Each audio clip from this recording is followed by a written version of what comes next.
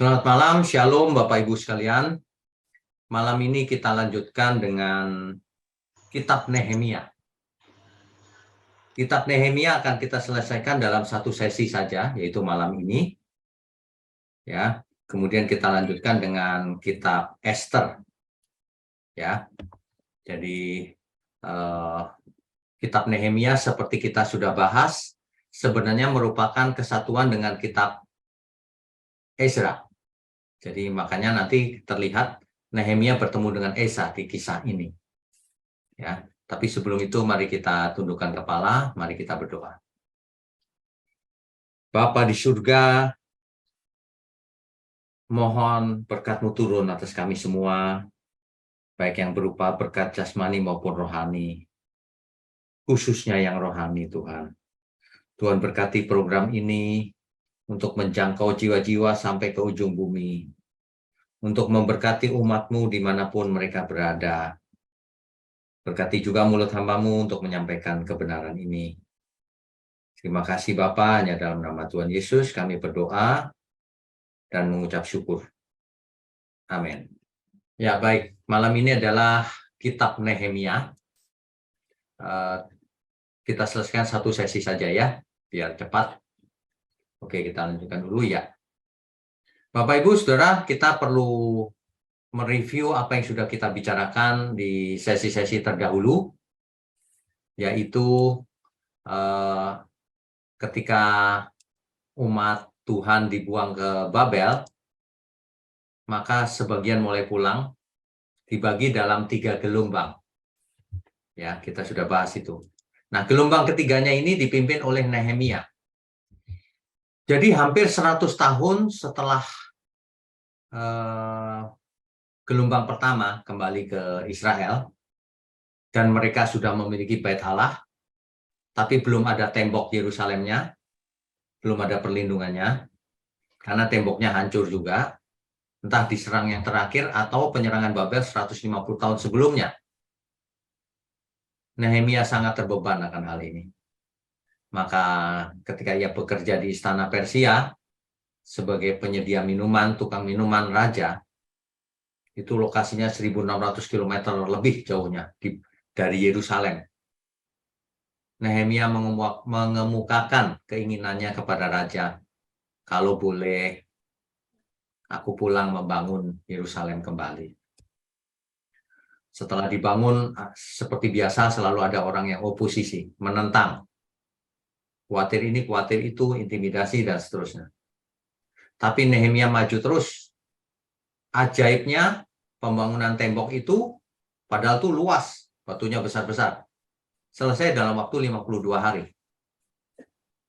Sehingga orang-orang yang menentang takut, ini pasti perbuatan Tuhan. Ya, kita lanjutkan dulu. Ya, di pembahasan kita yang lalu kita sudah bahas 3 gelombang, saudara.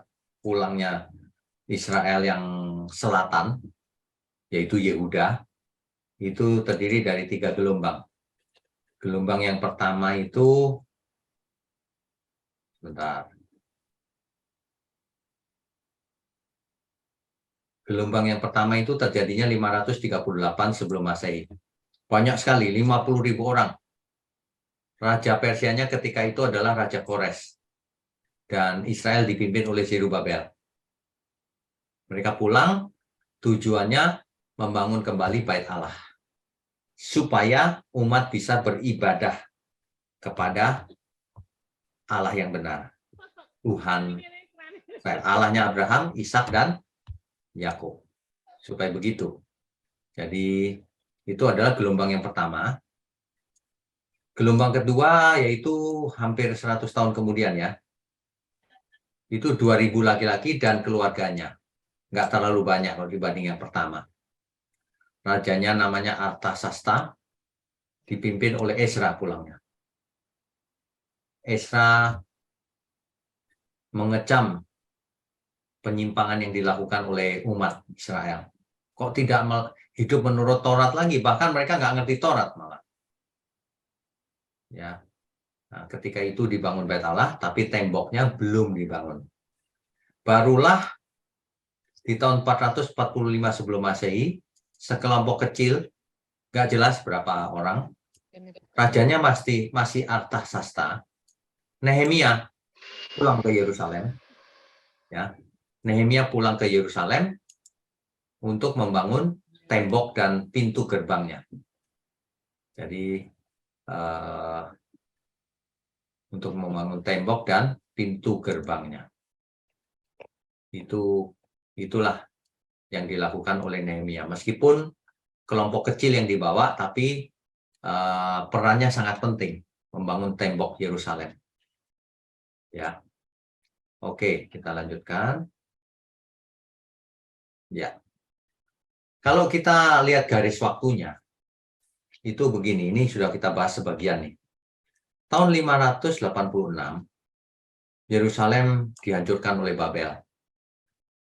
Lalu orang-orangnya diangkut ke Babel.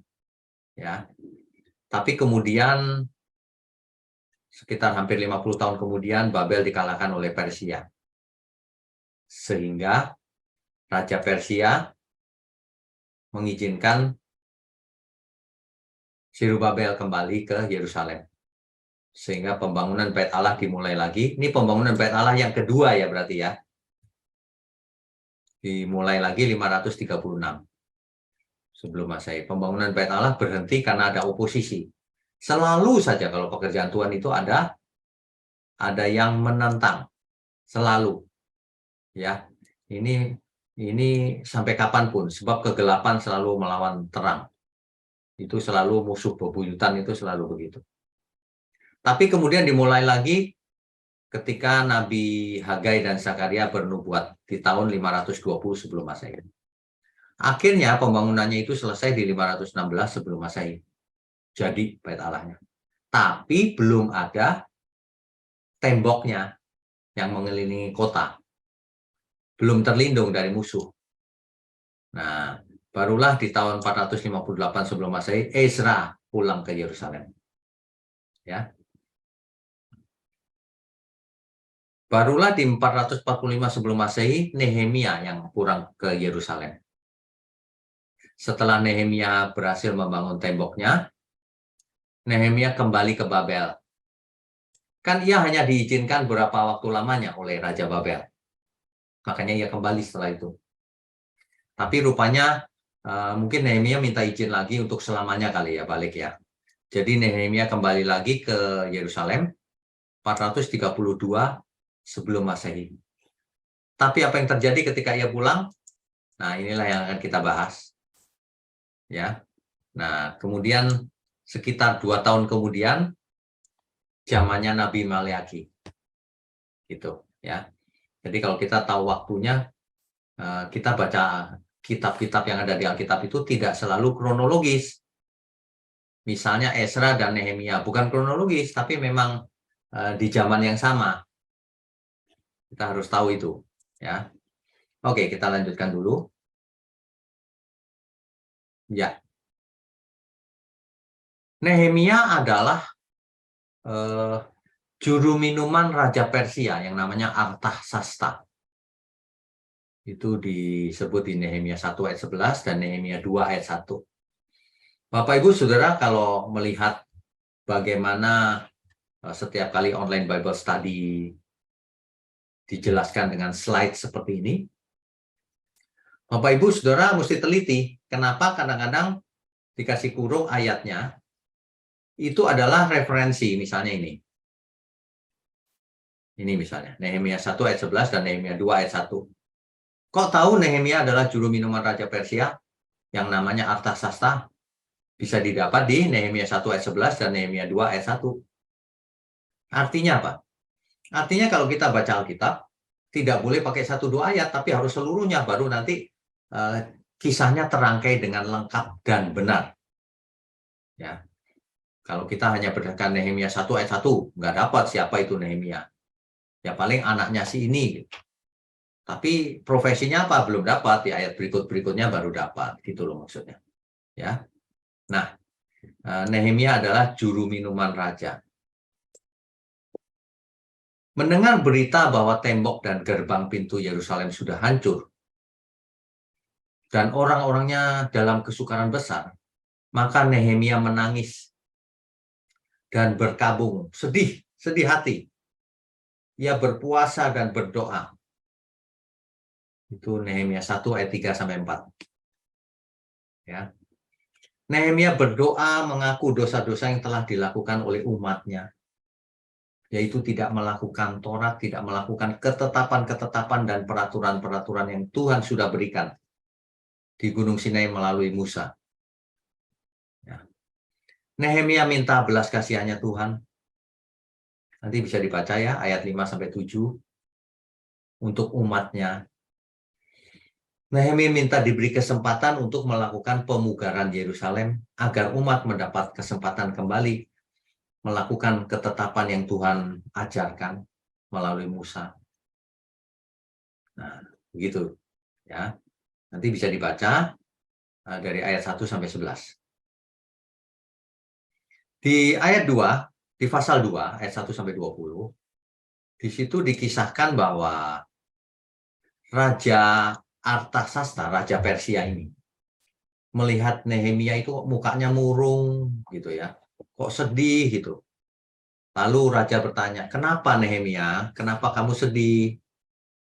Nehemia lalu cerita, "Itu kota nenek moyang kami, Yerusalem, hancur.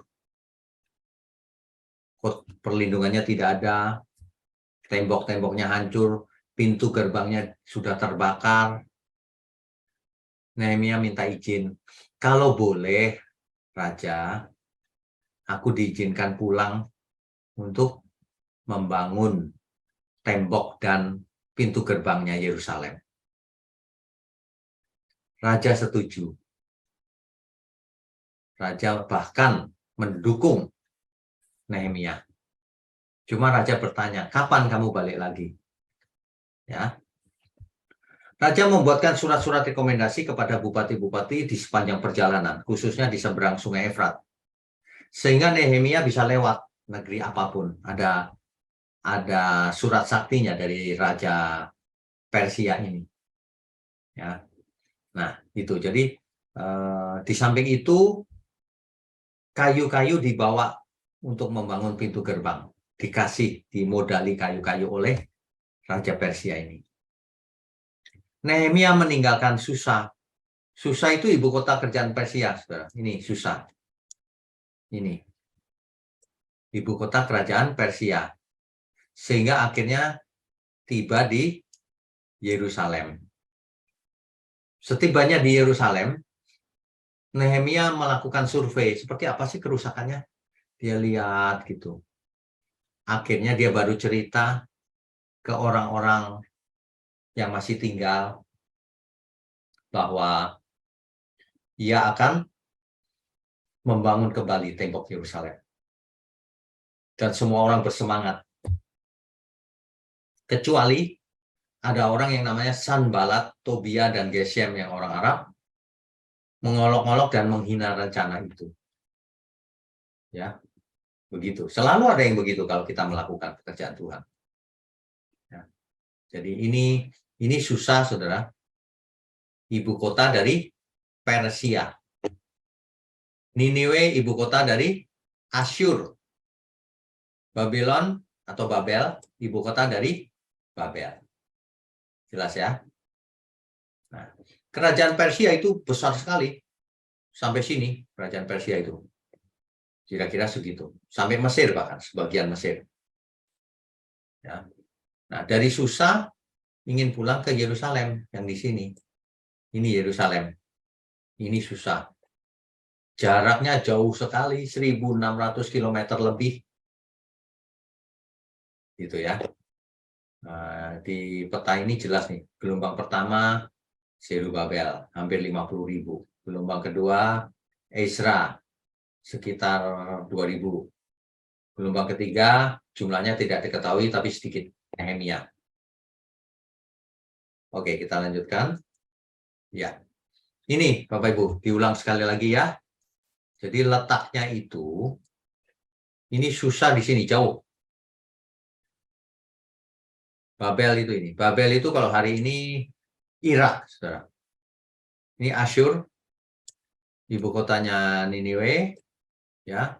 Kita tahu Abraham, Ur itu ada di sini, di sini Ur.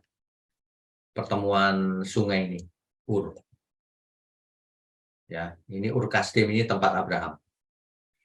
Abraham pergi ke sini Haran, lalu meneruskan ke lewat Kanaan. Kita kalau baca peta sekarang harus sudah mengerti, ada gambaran sedikit ya, jangan tidak mengerti sama sekali. Begitu. Oke, kita lanjutkan dulu. Ya. Nehemia sesampainya di Yerusalem, ia memimpin pembangunan tembok Yerusalem. Jadi di ayat 1 dikatakan, maka bersiap-siaplah imam besar Eliasib. Bapak Ibu ingat ya, Eliasib ini imam besar. Dan para imam, saudara-saudaranya lalu membangun kembali pintu gerbang domba. Pintu gerbang domba adalah salah satu pintu gerbangnya kota Yerusalem. Ya. Nah, jadi singkatnya, Nehemia membentuk tim besar pembangunan, masing-masing dengan tugasnya dibagi secara sangat terorganisir. Bapak Ibu bisa baca di pasal 3 sampai pasal 4. Sementara itu ada kelompok yang marah akan hal ini. Di ayat 7-nya dikatakan ada yang marah. Coba kita baca ya. Nehemia 4 ayat 7.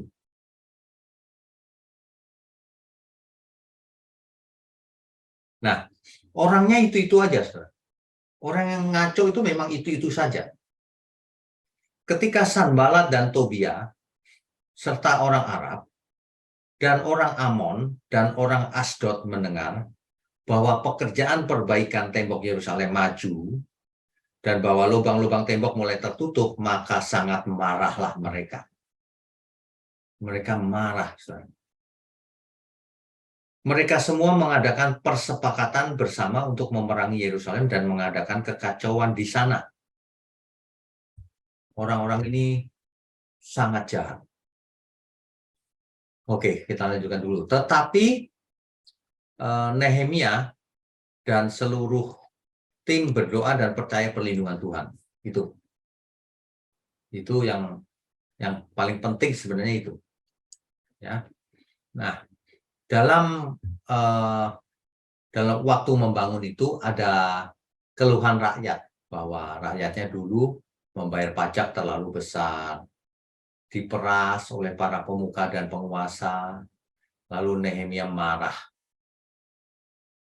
Tapi para penguasa dan pemuka itu nurut sama Nehemia. Nanti akan kukembalikan semua. Bagus kalau begitu. Jadi tetap baik-baik saja, mereka nggak pecah. Ya. Dan Nehemia pun memberikan teladan sebagai bupati di tanah Yehuda. Nehemia diangkat sebagai bupati. Nehemia kan baik dengan Raja Artasasta, Raja Persia tadi. Nah, dijadikan bupati dia. Ya. Seharusnya ia memiliki hak untuk mendapat pembagian sebagai bupati, seharusnya. Tapi ia tidak mengambilnya. Kenapa? Karena keadaan lagi susah. Lagi susah, semua butuh. Semua lagi berjuang. Jadi Nehemia ini memang pemimpin yang bisa jadi contoh. Dia mau menderita bersama rakyatnya. Ya. Oke. Kemudian lanjutannya,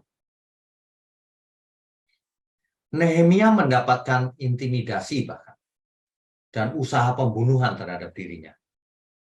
Nanti Bapak Ibu Saudara baca pasal 6 ya, ayat 1 sampai 19.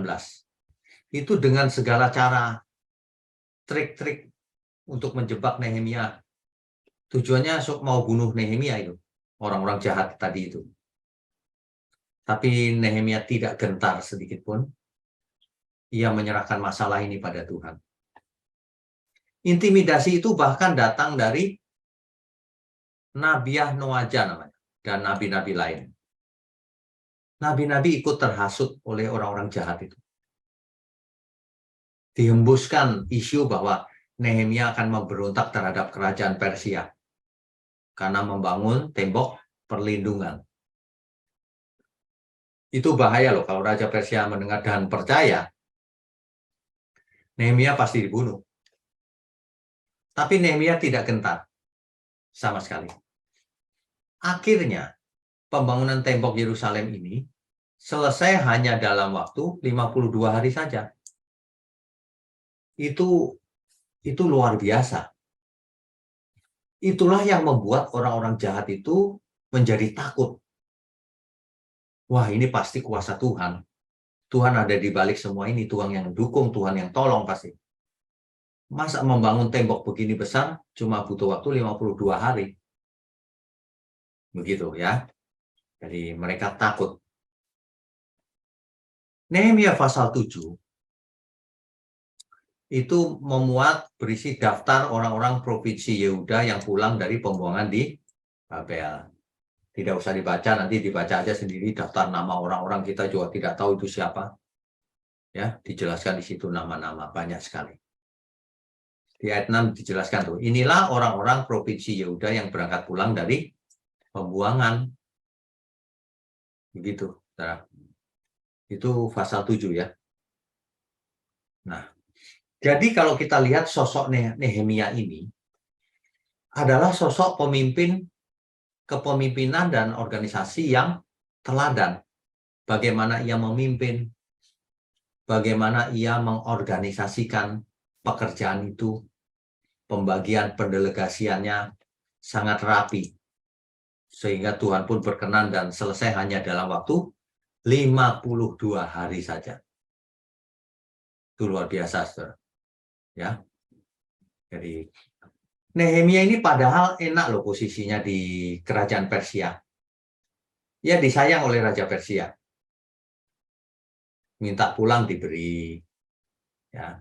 Ya sangat disayang oleh Raja Persia. Posisinya nyaman, tapi ia meninggalkan posisi nyaman itu untuk berjuang. Bahkan diintimidasi, ingin dibunuh. Kalau ia egois, ia tidak akan melakukan itu. Tapi ia tahu hidupnya untuk Tuhan. Ya. Ia sangat sedih mendengar kehancuran kota nenek moyangnya. Akhirnya ia pulang membangun tembok dan pintu gerbang Yerusalem. Meskipun mendapatkan perlawanan dan intimidasi dari banyak pihak. Termasuk nabi-nabi tadi mengintimidasi dia. Ya. Tapi ia tetap gigih dan percaya perlindungan Tuhan. Ciri pemimpin seperti ini diwarnai dengan doa, kegigihan, dan pengorbanan. Setiap ada apa kita kembali ke Tuhan, begitu, ya. Tapi juga gigih, tekun, dan berkorban diri. Oke, kita lanjutkan. Itu pasal 7 ya.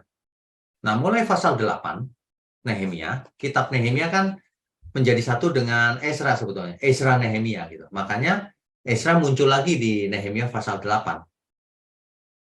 Ezra membacakan kitab Taurat kepada umat agar mereka mengerti.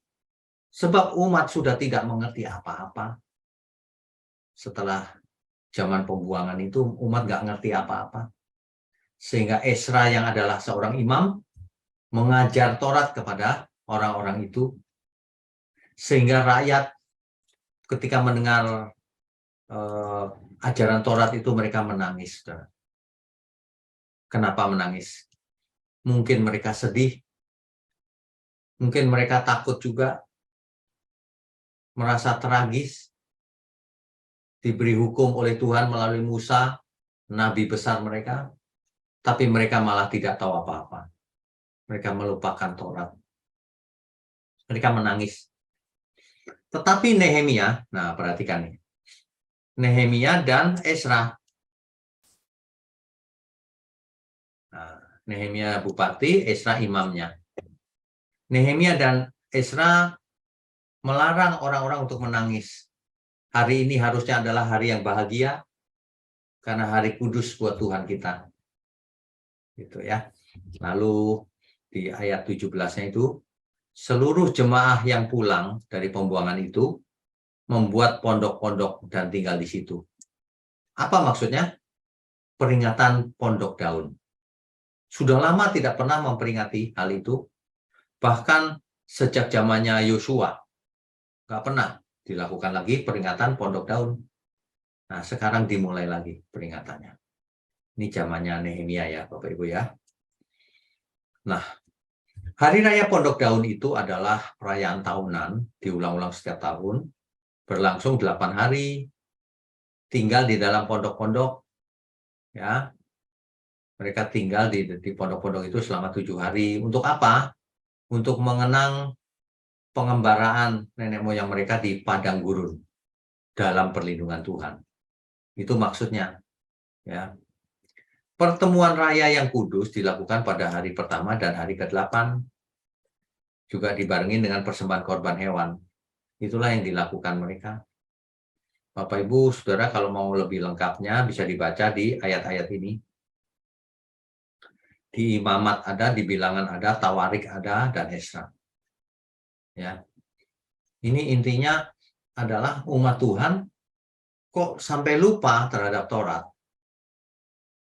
Makanya seorang imam Esra dengan gigihnya ia mengajar Taurat kembali supaya peribadatan Israel kembali seperti semula, sesuai yang Tuhan turunkan melalui Musa, hukum Taurat. Ya, itu di kitab Ulangan disebutkan banyak sekali aturan. Oke, kita lanjutkan dulu. Ya, bagaimana umat Allah meresponi hal ini? Jadi setelah mendengar pembacaan kitab Taurat oleh Ezra, umat meresponinya dengan pengakuan dosa. Mereka tahu setelah dibacakan Taurat, waduh aku berdosa kalau gitu, tidak melakukan ketetapan-ketetapan yang Tuhan berikan. Ya, dan sujud menyembah Tuhan. Lalu doa diucapkan yang merupakan ringkasan sejarah karya Tuhan dalam kehidupan umat Israel. Dimulai dengan kisah penciptaan di ayat 6. Lalu di ayat 7-8 janji kepada Abraham. Lalu ayat 9-12 keluar dari Mesir. Lalu 13-14 Tuhan memberikan Taurat di Gunung Sinai. Jadi lalu dari ayat 15-37 kisah tentang pemeliharaan Tuhan atas Israel, tetapi Israel tegar tengkuk sampai zaman ini, yaitu zamannya Nehemia ini dan Ezra. Ya.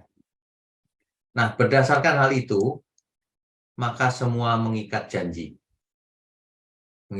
untuk melakukan ketetapan-ketetapan Tuhan lagi. Mereka berjanji pakai materai, Saudara. Ya. Oke, kita lanjutkan dulu. Ya. Di pasal 11 sampai pasal 12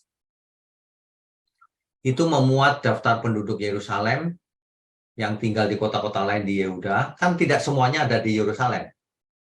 Sebagian ada di kota-kota lain lagi yang masih masuk wilayah Yehuda. Pasal 12-nya memuat daftar para imam dan orang Lewi yang pulang ke Yerusalem, yang dulu bersama Zerubabel pulangnya. Nah, daftarnya ada di situ. Juga memuat aturan bahwa para imam dan Lewi berhak mendapat jaminan hidup. Semuanya sudah diatur sebenarnya. Dan tujuannya baik. Oke, di pasal terakhir, pasal 13, ayat 1-31. Itu Nehemia kan kembali ke Babel setelah berapa lama, setelah berhasil membangun tembok, Nehemia kembali ke Babel, lapor kepada sang raja. Kan rajanya baik sama dia. Pasti dia pulang lapor. Sudah ini, gitu, ya. Rajanya siapa? Artasasta. Ya. Kemudian ia kembali lagi ke Yerusalem dan ia menjumpai bahwa Tobia, ingat ya, Bapak Ibu Saudara, tadi ada yang namanya Tobia yang oposisi, yang jahat.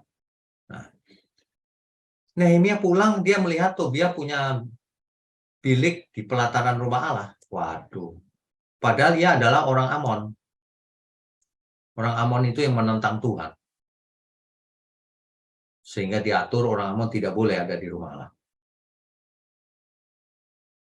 Nah, Tobia kan jelas berniat jahat terhadap Nehemia dalam pembangunan Yerusalem itu. Di pasal 2, 4, dan 6 itu ceritanya itu.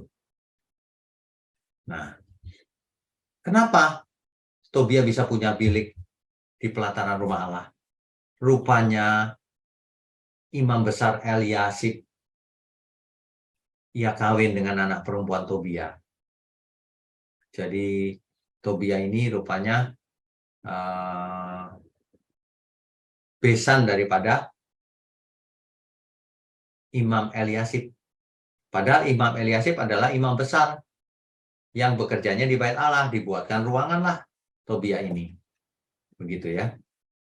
Jadi Eliasib ini memberi mertuanya ruangan di pelataran Bait Allah. Sorry, mertua, bukan besan, mertua. Ya.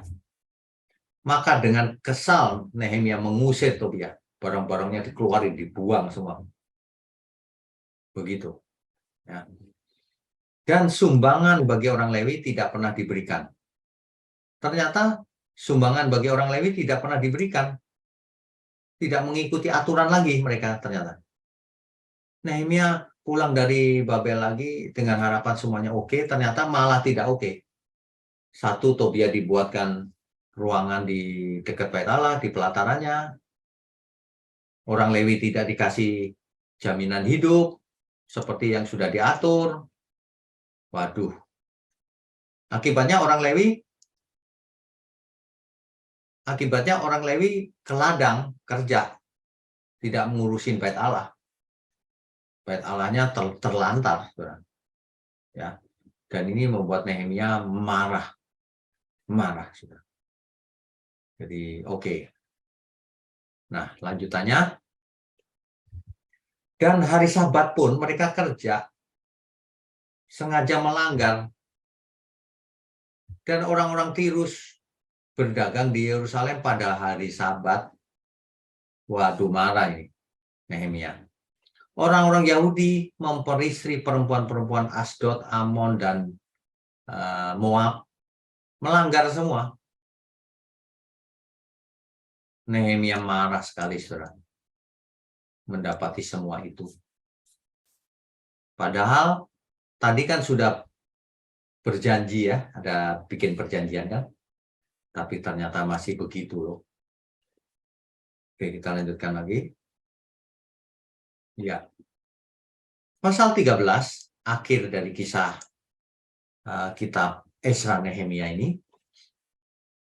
Ayat 25 saya bacakan langsung saja ya. Aku menyesali mereka, kukutuki mereka. Dan beberapa orang di antara mereka kupukuli dan kucabut rambutnya. Dan kusuruh mereka bersumpah demi Allah. Demikian. Jangan sekali-kali kamu serahkan anak-anak perempuanmu kepada anak laki-laki mereka, atau mengambil anak perempuan mereka sebagai istri untuk anak-anak lelakimu dan untuk dirimu sendiri.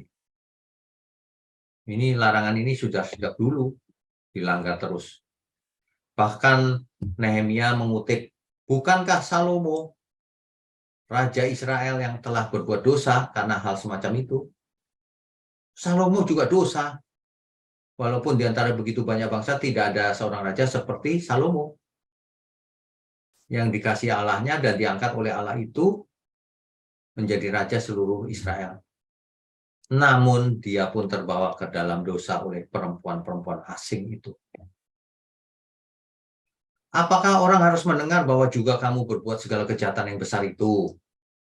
Yakni berubah setia terhadap Allah, menjadi tidak setia ini maksudnya. Karena memperistri perempuan-perempuan asing. Akhir dari kitab Nehemia ini menyedihkan juga nih. Temboknya sudah jadi, orang-orangnya yang masih belum bertobat juga. Ya. Oke, kita lanjutkan.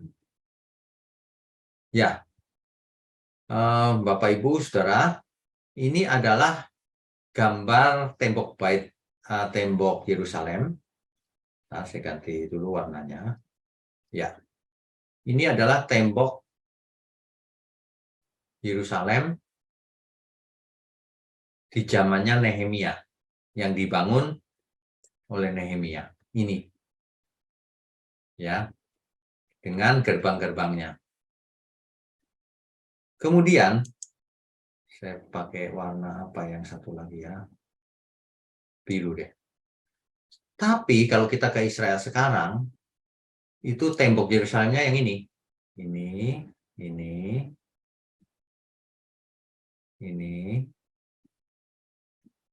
ini. Jadi yang sekarang jauh lebih besar. Di waktu Nehemia yang merah itu. Sekarang temboknya yang biru ini semuanya.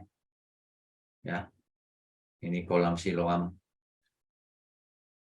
Ada terowongan Yehezkiel dan lain-lain. Ya. Kalau kita ke Israel, nanti kita akan ke sini sepertinya. Tangga dari City of David. Dari Kota Daud. Oke, kita lanjutkan dulu. Ya. Jadi Rabu depan kita akan lanjutkan dengan kitab Esther. Ya, pastikan Bapak Ibu Saudara ikut terus karena kalau kita tahu Alkitab secara lengkap maka kita bisa mengerti gambar besarnya. Sehingga ketika kita masuk ke nanti ke Perjanjian Baru pun landasannya sudah kuat di Perjanjian Lama. Ya, baik. Apa yang bisa kita tarik hikmat dari kisahnya Nehemia ini? Yang pertama, saudara, Nehemia kenapa bisa disayang oleh rajanya? Padahal itu Raja Persia. Raja Persia itu tidak percaya Allahnya Israel. Raja Persia itu kemungkinan besar menyembah dewanya Babel juga, Marduk dan sebagainya. Kenapa? Nah, ini Nehemia menampilkan seorang pribadi yang menarik, yang melayani dengan sungguh-sungguh. Makanya raja baik sama dia. Ya. Itu mengajari kita bahwa siapapun kita, apapun jabatannya, kita harus melayani siapapun, harus baik sama siapapun. Termasuk orang yang belum percaya. Banyak orang ketika sudah percaya, ya mengisolasi diri. Tidak mau bergaul sama orang yang tidak percaya. Salah. Ya, jangan. Justru kita harus jadi berkat. Seperti Nehemia, dia disayang oleh raja yang kafir. Dulu Yusuf juga disayang sama Firaun. Kenapa disayang? Karena raja tahu Tuhan beserta Yusuf. Allah beserta Yusuf. Ini karena mungkin tahu atau mungkin meskipun tidak tahu, tapi Nehemia melakukan tugasnya dengan baik. Nah, itu perlu, itu penting. Karakter itu penting. Dan setiap ada masalah, Nehemia mengadukannya sama Tuhan. Biasakan kita punya pola hidup, pola pikir seperti itu. Kalau kita punya masalah, kita datang sama Tuhan. Tuhan, masalahnya ini. Cerita sama Tuhan. Ya, nanti pasti hasilnya beda. Itulah yang diteladankan oleh Nehemia. Ia punya semangat yang gigih tekun. Ia bahkan rela meninggalkan posisinya yang enak di kerajaan untuk turun ke jalan, membawa umat ke Yerusalem yang jaraknya 1.600 km lebih dari Susa ke Yerusalem, dari Persia ke Yerusalem. Nah, ia mau mengorbankan dirinya. Sebenarnya ini gambaran seorang pelayan Tuhan yang baik. Sama seperti kalau kita mau jadi pelayan Tuhan, ya kita harus melayani siapa saja supaya kita jadi berkat. Kalau ada masalah, kita adukan ke Tuhan, kita adukan ke Bapa kita di surga, ya berdoa, dan selain itu juga sangat bertanggung jawab. Ia mengorganisasikan segala sesuatunya secara rapi, begitu, ya. Jadi yang menjadi pelajaran penting adalah janganlah orang percaya itu tidak bersahabat dengan orang non percaya. Ya tetap aja tampilkan karakter yang baik kita, tugas kita itu. Seperti Nehemia terhadap raja itu Persia. Sehingga Raja Persia saja sampai mendukung Nehemia untuk pulang dan membangun kembali tembok Yerusalem beserta pintu gerbangnya. Oke, begitu ya Bapak Ibu, Saudara. Kita bisa lanjutkan dengan diskusi dan tanya jawab kalau ada yang mau ditanya atau didiskusikan. Silakan raise hand. Wah, langsung ada ya. Baik, Pak Kris Biantoro dulu. Silakan, Pak.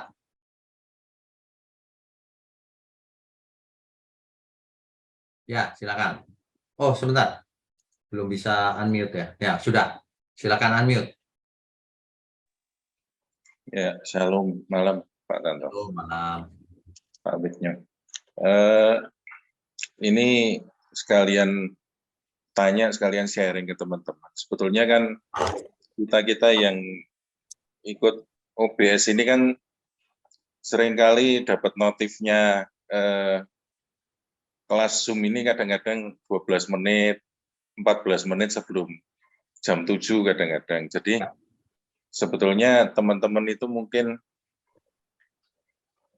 perlu tahu juga Pak Witnyo ini sebetulnya mungkin super sibuk ya, tapi secara konsisten setiap Rebo tetap sediakan waktu untuk kita. Jadi ya gambarannya Nehemia zaman sekarang salah satunya ya Pak Witnyo ini. Waduh. Nggak, tapi gini, saya justru sharing ini karena apa? Pembukaannya itu karena sebetulnya sayang sekali kalau ada hamba Tuhan yang berkomitmen kayak Pak Witnyo ini, tapi kita-kita yang ikut ini enggak sekalian total itu loh Pak, jadi eman-eman. Karena sebetulnya kan OBS ini kan lebih bagus kalau minimal kita-kita ini pernah baca sekali saja minimal kejadian sampai Wahyu. Jadi enggak kayak orang yang terima potongan pasal satu dus besar masih mawut itu enggak tahu nanti bakal kayak apa itu loh. Ya, betul. Dan sebetulnya sayang sekali karena contohnya saja dari kitab Nehemia ini kalau kita lihat kan sebetulnya waktu zaman Injil, waktu masa hidup Tuhan Yesus di dunia ini kan kayak ada rasa antipati, kebencian orang Yerusalem, orang Israel terhadap Samaria itu kan sebetulnya salah satu akar utamanya kan yang tertulis di kitab Nehemia ini, Pak. Ya, betul. Betul. Dan sebetulnya sampai hari ini di negara Israel modern yang kita kenal ini, yang namanya konflik daerah pendudukan apa itu kan, ya provokatornya ya orang-orangnya ya kurang lebih sama seperti zamannya di Nehemia ini. Iya. Iya. Gitu. Dan pola-pola kerjanya mereka juga sama kayak yang tertulis di kitab Nehemia ini. Jadi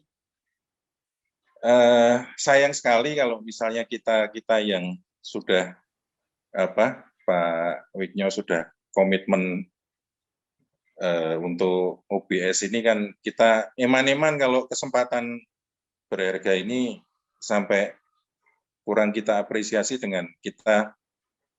Saya malah khawatirnya nanti ada 1-2 orang yang saya enggak usah baca Alkitab, saya dengerin OBS saja sudah cukup, padahal banyak hal yang bisa miss Pak sebetulnya. Betul. Kalau enggak baca, kayak misalnya waktu di Raja-Raja, kitab Raja-Raja waktu bisul-bisul tikus-tikus emas itu kan sebetulnya kan bisul-bisul itu kalau kita lihat bahasa aslinya itu kan tumor, lubang dubur sebetulnya. Ya. Itu kan Tuhan ngukumnya orang Filistin itu kan karena ada kebiasaan sodomi bakti itu, Pak. Ya. Kan maksudnya ini bukan maksudnya untuk pamer atau apa, tapi sayang kalau kita ini enggak baca Alkitab dengan teliti, cuma ikut OBS ini saja eman-eman Pak Witnyo yang benar. Komitmen waktunya itu, Pak. Betul. Nah, kayak sebetulnya kan banyak di gereja juga dikatakan agama sepupu itu orang Kedar, padahal kalau kita lihat di kitab Yeskiel itu kan jelas-jelas orang Kedar dan orang Arab itu dua pihak yang disebutkan masing-masing, jadi mereka bukan satu golongan sebetulnya, bukan satu garis keturunan. Nah, kalau itu tadi pertanyaan saya yang pertama, sebetulnya saya mau tanya, menurut Pak Wiknya betul enggak kalau itu triggernya, pemicunya apa yang antipati dari orang Israel itu salah satu yang utamanya ya karena kan yang kembali ke Yerusalem kan hanya segelintir orang, jadi bibitnya awal kejadian ini, Pak, kalau menurut saya. Betul, Pak?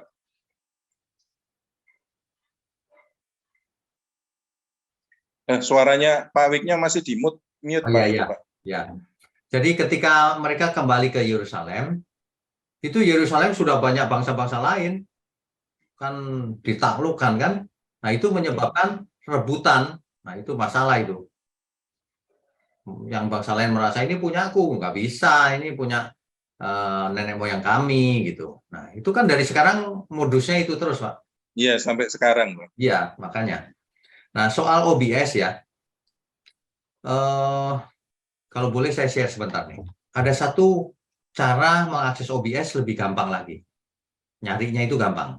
Yang pertama, kalau masuk ke YouTube, itu di channel GSKI Peak atau di channel saya pribadi, itu ada. Itu playlistnya online Bible Study. Tinggal diklik online Bible Study, di masing-masing ada lagi kitab kejadian keluaran Yesus. Tapi kalau mau gampang, caranya begini. Saya share dulu ya. Pak Kris Biantoro sudah ya, itu dulu ya. Iya, masih ada tapi nanti. Masih ada? Sebentar ya. Saya share dulu nih.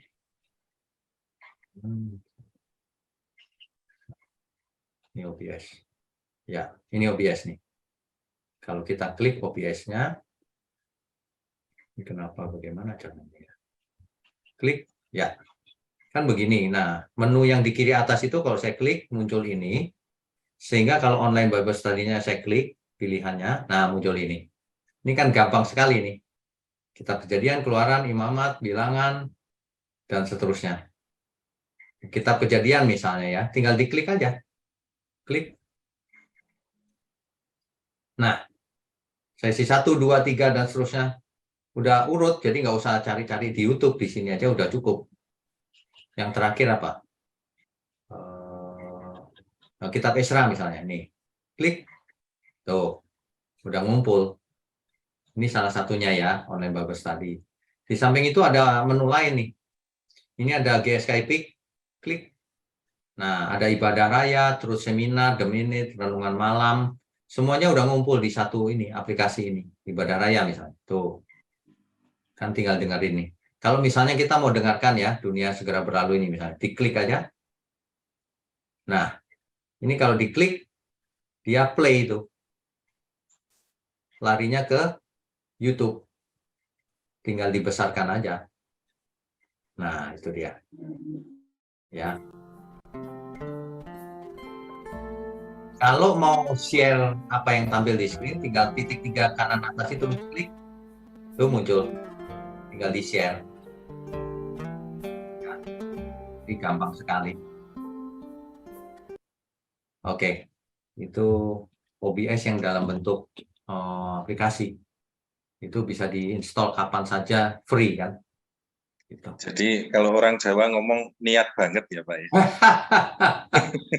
Itu sangat niat loh, Pak. Itu bikin itu Iya, jadi sayang kalau totalitas seperti ini, yang nyimak OBS ini cuma malah nggak baca Alkitabnya, malah ya sudahlah saya dengarkan Pak Witnyo cerita sudah cukup, itu kan sayang sekali sebetulnya.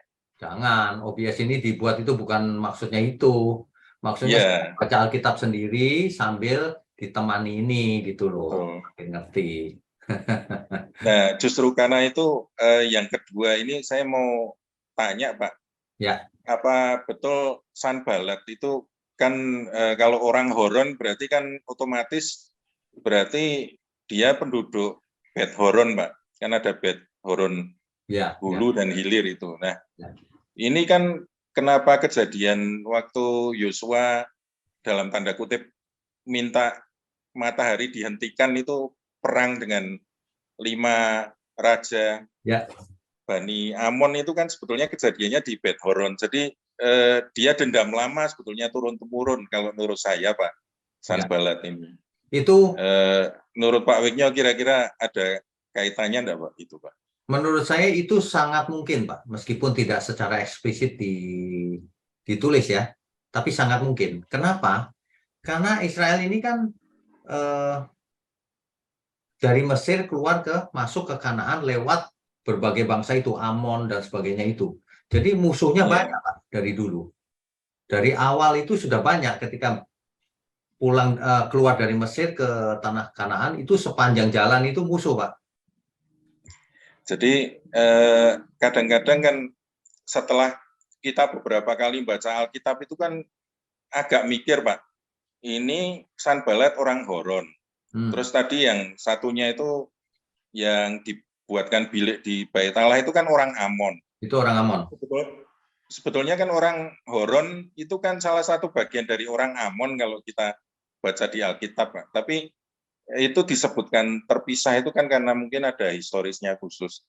Nah, cuma hal-hal yang maksudnya ini saya sampaikan ini kan untuk supaya teman-teman itu juga jadi terpikir di luar yang dibahas Pak Wigno itu ada begitu banyak misteri yang Tuhan bisa singkapkan dengan penyingkapan dari Roh Kudus sayang. Jadi kalau sambil betul. Kalau itu dibahas sampai detail, biasanya kelamaan nanti puluhan tahun. Betul, Pak. Justru itu yang tadi makanya Tuhan itu juga ada sense of humor-nya atau Pak, yang itu yang bisul-bisul emas itu kan sebetulnya bahasa aslinya kan tumor di dubur tapi dari emas gitu kan, sebetulnya kan ya kasihan, ya geli. Cuma maksudnya ini menjelaskan kenapa sampai hari ini ada kekacauan di negara Israel yang modern ini kan karena akarnya dari itu, Pak. Termasuk yang tadi Pak Wigno sampaikan orang yang dibuatkan bilik di Bait Suci itu kan sekarang Bait Suci juga mereka buat ruangan mereka itu, Pak. Jadi sebetulnya kan sampai sekarang masih ada duplikasinya, masih terulang lagi. Itu saja, Pak, dari saya mungkin ada penjelasan dari Pak Wigno. Terima kasih, Pak. Nggak cukup, Pak. Jadi memang ada banyak hikmah yang kita bisa dapat ketika kita baca lebih detail lagi gitu. Makanya saya sarankan Bapak Ibu semua baca Alkitab ketika slide saya cepat begitu, tapi nanti dibaca lagi detailnya sambil ngulang gitu ya, supaya lebih detail dapatnya dan sudah biasa baca Alkitab sendiri nanti lama-lama dan mengerti, itu yang penting. Jangan sampai tidak mengerti.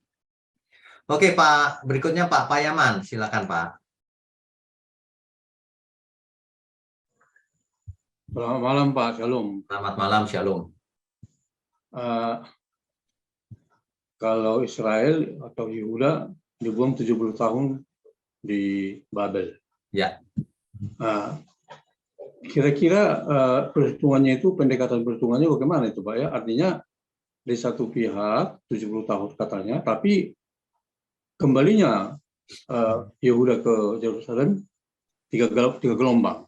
Sementara jarak atau garis waktu dari gelombang pertama ke gelombang kedua sangat jauh tadi. Jadi kenapa dibilang 70 tahun? Terima kasih, Pak. Oke, baik. 70 tahun itu dihitung dari serangan Babel yang pertama kali. Sampai kembalinya yang pertama kali itu. Itu 70, Pak. Oh, jadi waktu gelombang kedua dan tiga nggak dihitung lagi, Pak ya? Jadi Enggak. Dianggap waktu kembali pertama itu sudah 70 tahun gitu, Pak. Dihitungnya bukan waktu dibuang juga, waktu serangan pertama itu sudah dihitung. 70 tahun tuh. Oh iya Pak. Ada satu lagi Pak. Baik. Yang dibuang itu kan sebetulnya Yehuda sama plus Benyamin dalam 17 sedikit. Tetapi setelah pulang ke Yerusalem, tadi sudah ada suku Lewi. Padahal suku Lewi itu sebetulnya di Israel Utara dulu yang sudah dibuang dengan suku-suku lainnya. Kok bisa ada muncul tiba-tiba, Pak? Makasih. Di selatan ada suku Lewi juga, Pak. Suku Lewi itu tersebar di seluruh Israel, tidak terbagi utara selatan. Oh. Tersebar, Pak. Kan kota-kota untuk suku Lewi itu ada di Yehuda, ada di utara juga gitu. Suku Lewi ada. Ya. Satu lagi Pak ya. Ya. Kalau tadi saya dengar istilah bupati. Ya. Nah, ada juga provinsi Yehuda, tapi Gubernur lah Pak mestinya ya. Ya. Provinsi. Jadi maksud saya Pak, artinya kalau melihat struktur organisasinya dari raja ke bupati, karena tadi raja langsung surat ke bupati kan gitu Pak kan? Ya, ya. Nah, jadi saya tadi nggak membayangkan apakah sama pengertian bupati yang dahulu sebelum Masehi itu Pak, dengan kita sekarang ini kok istilah ini langgeng terus lah hingga sekarang gitu Pak. Itu terjemahan Pak, diterjemahkan bupati. Itu ada yang menerjemahkan gubernur. Tapi itu cuma nama sih Pak. Artinya dia seorang kepala pemerintahan di suatu daerah. Gitu aja sih. Artinya cuma itu. Ya. Nanti di zamannya Tuhan Yesus kan gubernurnya Pontius Pilatus tuh Pak. Ya betul Pak. Ya, itu kepala pemerintahan maksudnya. Jadi wilayah tidak seperti sekarang Pak, ada camat dan sebagainya, itu enggak. Ini kepala pemerintahan aja. Ya, makasih Pak. Shalom ya, Pak. Oke, shalom. Tuhan berkati. Berikutnya Ibu Meme. Ya, silakan. Shalom Pak Wino. Shalom. Ya, terima kasih untuk malam ini ya Pak. Mata pelari jalannya sungguh membawa berkat untuk kita tentang Nehemia ya Pak ya. Gimana sosok Nehemia ini menunjukkan pemimpin dan organisasi yang sangat teladan. Dia meninggalkan posisinya yang nyaman di Persia ya Pak ya. Ya. Kepemimpinannya itu diawali dari doa, kegigihan, dan juga pengorbanan. Luar biasa Pak. Saya mau tanya Pak ini di Nehemia 3 ayat 4. Ya. Apakah ini ya? Apakah ini sama dengan Uria, orang Het adalah pahlawan terkemuka pada zaman Raja Daud ya Pak ya? Oh, wah ini saya nggak perhatian nih. Apakah ini Uria yang itu atau bukan gitu ya? Iya. Karena di Alkitab itu memang banyak nama yang sama. Jadi mesti diperiksa ini apakah ada hubungan atau tidak. Oh iya. Saya belum tahu nih. Saya belum tahu. Ya Pak. Ada satu lagi boleh ya Pak ya? Boleh. Ini kan yang dalam Nehemia 4 ini ayat 1 sampai 4. Ya. Kewaspadaan terhadap orang-orang yang menentang pembangunan. Saya mau tanya begini, bagaimana setan menggunakan keputusan untuk menyerang orang beriman ya Pak? Apalagi yang di ayat 3 ya, tentang Tobia yang dari Amon, orang Amon. Bahkan dia pun berkata, sekalipun mereka membangun kembali, kalau seekor anjing hutan meloncat dan menyentuhnya, robohlah tembok batu mereka. Maksudnya di mana itu? Maksudnya dia itu menghina, mencemooh, bangun-bangun, pas ambro lah, gampang ambro dan sebagainya. Ini memang hatinya jahat. Jadi dia menghina aja gitu maksudnya. Kan banyak orang yang menghina itu berkata-kata suka-sukanya sendiri aja dalam rangka menghina gitu. Iya Pak. Seperti mengutuk gitu ya Pak. Beda, menghina, memandang rendah. Gitu. Ya. Beda menghina dan juga mengutuk, nggak sama tujuannya Pak. Ya bisa juga lah. Tapi saya mau tanya ya Pak, bagaimana setan menggunakan bahwa ini kan orang beriman, maksud saya seperti kita zaman sekarang lah. Apakah semua maksud saya itu dosa atau yang jahat itu berasal dari setan atau manusia itu tidak berbuat dosa gitu loh? Baik. Jadi kalau nanti kita belajar sampai Perjanjian Baru, sebenarnya setiap orang itu diseret oleh keinginannya sendiri. Ya. Jadi bukan hanya bukan hanya digoda setan. Kalau manusia sudah punya keinginan hidup dalam dosa, tanpa digoda pun dia jatuh dalam dosa. Kan tidak setiap dosa karena digoda setan. Memang karena natur dosanya sudah kental, dia tidak bisa menguasai, ya akhirnya berbuat dosa juga gitu. Karena setiap orang diseret oleh keinginannya. Kalau keinginannya itu dilanjutkan dengan nafsu, akan menjadi maut, dosa dan maut kan gitu. Jadi bagaimana kita? Oh iya ya Pak, lanjut aja Mbak Baba. Jadi tidak selalu karena digoda setan. Setan bisa menjatuhkan, sangat bisa. Gitu, ya. So, maksudnya bagaimana cara kita meresponi aja gitu ya Pak? Atau kita mau, atau kita bisa mengontrol diri gitu ya Pak? Iya. Sama dengan Adam Hawa digoda oleh setan, kan nggak bisa maksa setannya. Hawanya nggak bisa kontrol, kayaknya enak dimakan buahnya gitu. Ya, salah sendiri gitu.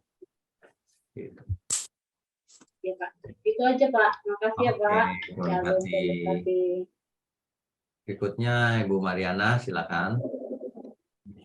Ya Pak, makasih. Pak, saya mau tanya.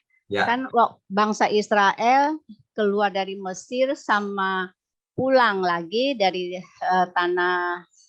pulang lagi dari pembuangan itu kan proyek Allah ya Pak ya. Ya.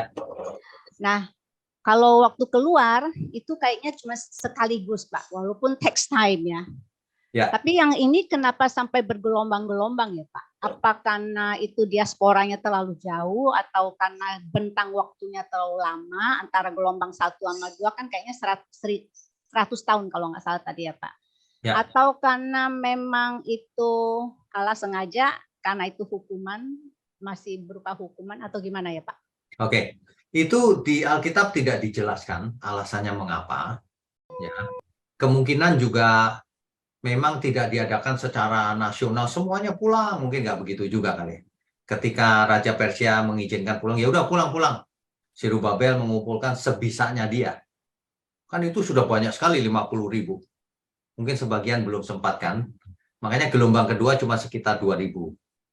Gelombang ketiga Nehemia sedikit sekali, nggak tahu berapa, nggak dihitung. Gitu. Jadi bukan soal Tuhan tentukan atau enggak ya, bukan juga. Gitu.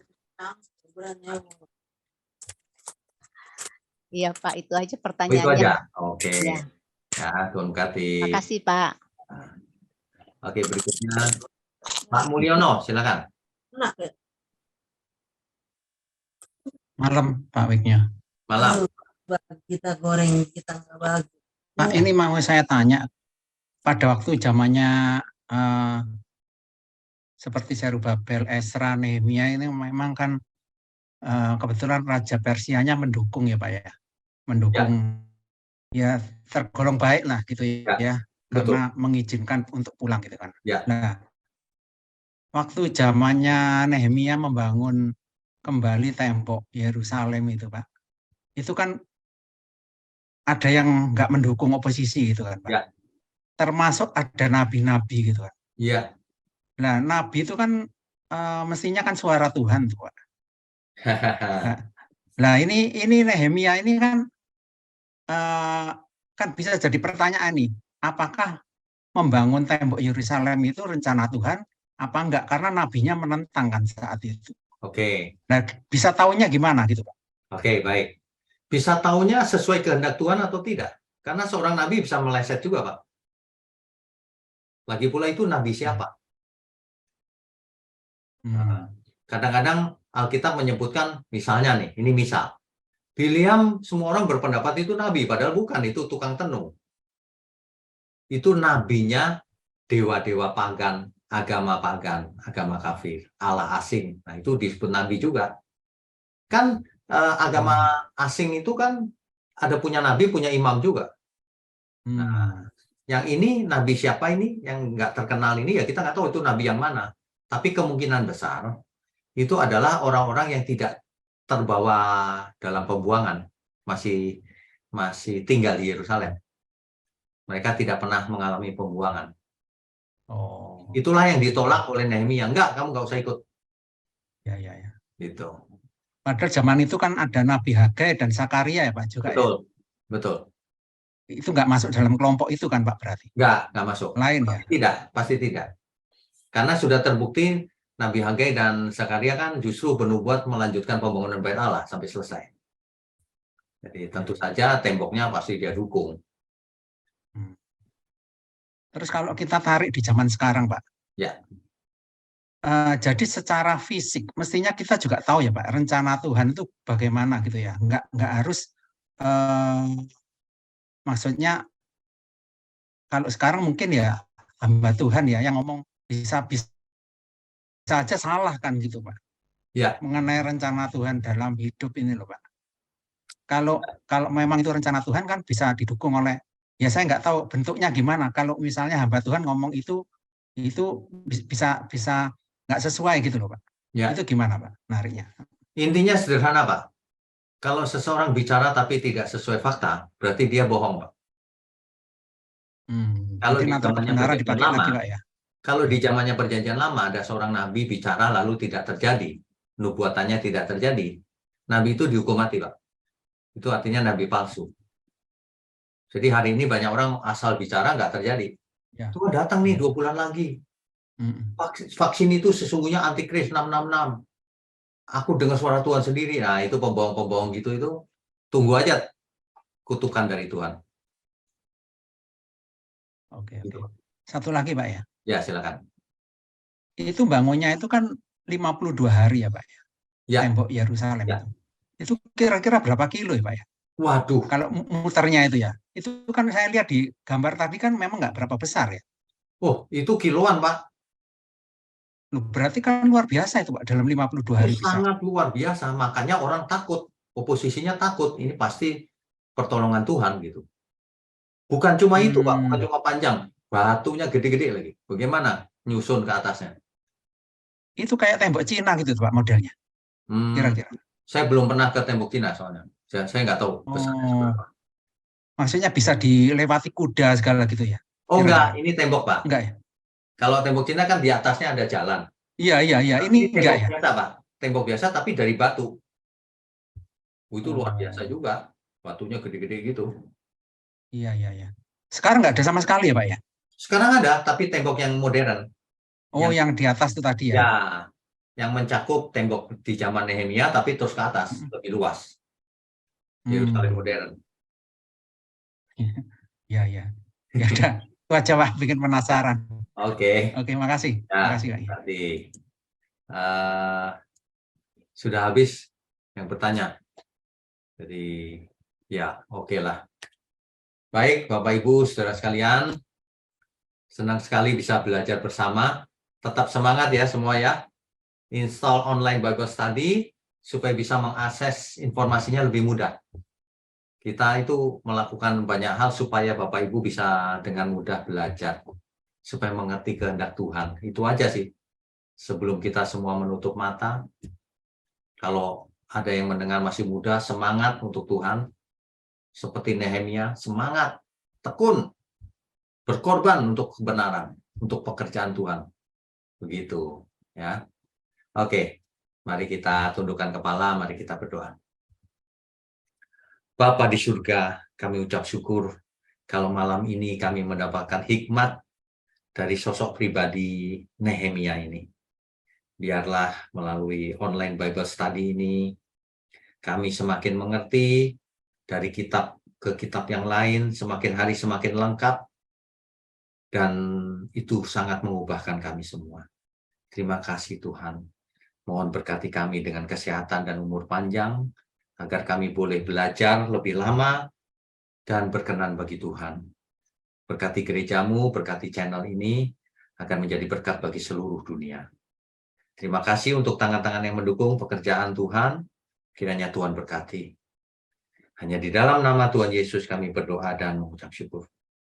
Haleluya. Amin.